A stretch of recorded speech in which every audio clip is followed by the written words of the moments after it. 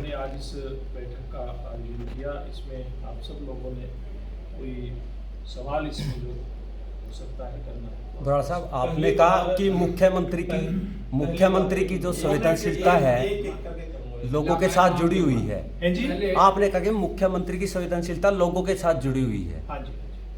आपकी सरकार में किसानों पे भी लाठियां बरसाई गई, पिछले दिनों सरपंचों पे भी लाठियां बरसाई गई, उसके बाद कहाँ संवेदनशीलता बचती है? देखिए, ये जो प्रशासनिक जो काम रहता है उसमें सरकार अपना काम करती है, और कहीं पर कोई लॉ एंड ऑर्डर की ऐसी स्थिति बनती है तो वो प्रशासनिक जो अधिकारी रहते हैं वो जो उचित समझते हैं वो होता है। हालांकि कहीं भी इस प्रकार का कोई कड़ा कदम उठाया जाता है वो किसी को भी स्वीकार्य नहीं होता जी। अभी जैसे किसानों को लाठियां बरसाई गई हैं, तो धन्ना जो भगत है, धन्ना जाट समुदाय से रिलेटेड है, और जाटों में बड़ा आक्रोश है, किसान वर्ग से आते हैं और जाटों को आरक्षण नहीं मिल पाया है। जाट आरक्षण के बाद हरियाणा में उनकी स्थिति बड़ी बदतर है, तो क्या उसको रिझाने के लिए चुनाव नजदीक आ रहे हैं लोकसभा की, इसीलिए जयंती मनाई जा रही है? देखिए, ये जयंतियाँ पिछले आप 8.5 साल पहले भारतीय जनता पार्टी की सरकार मुख्यमंत्री मनोहर लाल जी के नेतृत्व में बनी थी। आप देख रहे हैं कि उसी समय से ये क्रम चला आ रहा है। कोई ये नहीं है कि पहली बार कोई जयंती हमारी सरकार मना रही है। हाँ, ये 100% सच्चाई है। हरियाणा और देश की जनता जानती है कि किसी भी संत महात्मा की जयंती हमारी सरकार आने से पहले नहीं मनाई गई थी, और हमारी सरकार ने ही मुख्यमंत्री मनोहर लाल जी के नेतृत्व में ये फैसला लिया कि सरकार इस कदम को लेते हुए और संत महात्माओं की जयंती मनाए। ये किसी के ऊपर मनाई नहीं थी, कोई भी मना सकता है। केवल भारतीय जनता पार्टी किसी को रिझाने के लिए कोई दूसरा भी कर सकता है।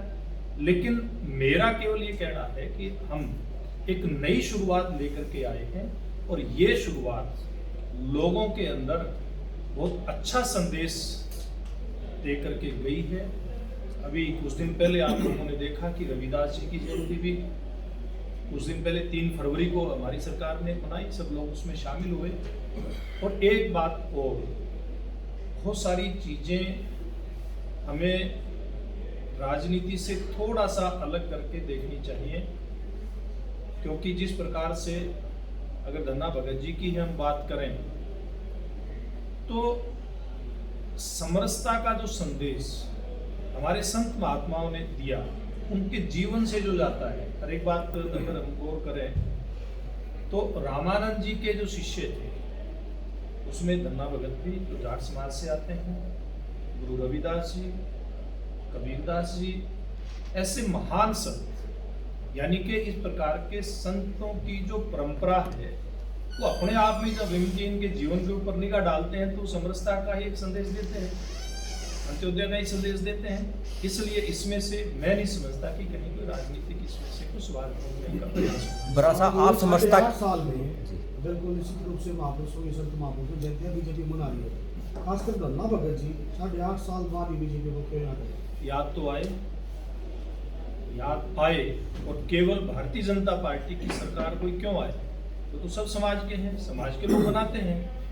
अब मैं अगर थोड़ा सा आपको ध्यान कराऊं, मेरे पड़ोस के गांव में रत्ताखेड़ा गांव है, मेरे घर के 2 किलोमीटर। मैं पिछले 7-8 साल से लगातार कार्यक्रम में जा रहा हूँ। बड़ा भव्य वहाँ पे मंदिर बना है और बहुत सारी व्यवस्थाएं वहाँ पर खड़ी हुई है, सेवा के काम वहाँ से चलते हैं, और सरकारी स्तर पे पहली बार मनाई जा रही है। ये बिल्कुल सच्चाई है। उसकी शुरुआत भी भारतीय जनता पार्टी ने की है। हरियाणा और पंजाब के ऐसे बहुत सारे गांव हैं, बहुत सारे ऐसे स्थान हैं, राजस्थान में भी खूब मनाई जाती है। ऐसा नहीं है कि नहीं मनाई जाती। हाँ, सरकारी स्तर पे पहली बार भारतीय जनता पार्टी इसको मना रही है। बड़ा साहब, कांग्रेसी कहते हैं कि जब भी इलेक्शन नज़दीक आता है बीजेपी कास्ट का खेल खेलना शुरू कर देती है, और आप एक तरफ से समरसता की बात कर रहे हैं, उस पर उनका जो आरोप है, तो क्या कुछ कहेंगे? देखिए, कोई क्या कहता है ये सवाल अलग है। लोग हर चीज के अंदर राजनीति ढूंढना करते हैं। मैं केवल एक ही बात जो मैंने पहले की उसको दोहराना चाहूँगा कि संत महात्माओं ने कभी भी इस प्रकार की कोई बात नहीं करी कि कोई इस रास्ते जाए, कोई इस तरह समरसता की बात करते हैं। जैसे मैंने कहा कि गुरु रामानंद जी के जो शिष्य थे समाज के सभी वर्गों से थे ना, जाट समाज से धन्ना भगत जी थे, रविदास जी थे, संत कबीर जी थे, बात की परंपरा में मीरा जी आते हैं। तो जब टोटल 14। हाँ, तो इस प्रकार के जो संत हैं, जब उन्होंने एक रास्ता इस प्रकार का दिखाया है तो हम उसमें से दूसरी चीज को ढूंढने का हमें प्रयास ही नहीं करना चाहिए। चलो अच्छी बात है संत महात्माओं की आप जयंती मनाएं, लेकिन जो मूलभूत सुविधाएं हैं, जो नीड है समाज की, उनसे बीजेपी पीछे क्यों भाग रही है? जबकि आज मौजूदा दौर में महंगाई भी बहुत है, बेरोजगारी भी बहुत ज़्यादा है, भ्रष्टाचार भी बहुत ज़्यादा जी। है। 8 साढ़े 8 साल में क्या कुछ किया बीजेपी ने इसके लिए? देखिए कि बिल्कुल स्पष्ट बात है कि हरियाणा प्रदेश की जो एक राजनीतिक संस्कृति थी जी उसको बदलने का सबसे बड़ा काम अगर किसी ने किया तो भारतीय जनता पार्टी की सरकार ने किया। मेरिट के आधार पर रोजगार देने का काम किया तो भारतीय जनता पार्टी की सरकार ने किया। कर्मचारियों के ऊपर नौकरी मिलने के बाद जो ट्रांसफर की तलवार लटकती थी उसको भारतीय जनता पार्टी की सरकार ने उसको खत्म किया। किसान की अगर फसल खराब हो जाए, सबसे ज्यादा मुआवजा तथाकथित जो किसान नेता अपने आप को कहते थे, प्रदेश के मुख्यमंत्री थे, उनसे ज्यादा हमारी सरकार ने दिया।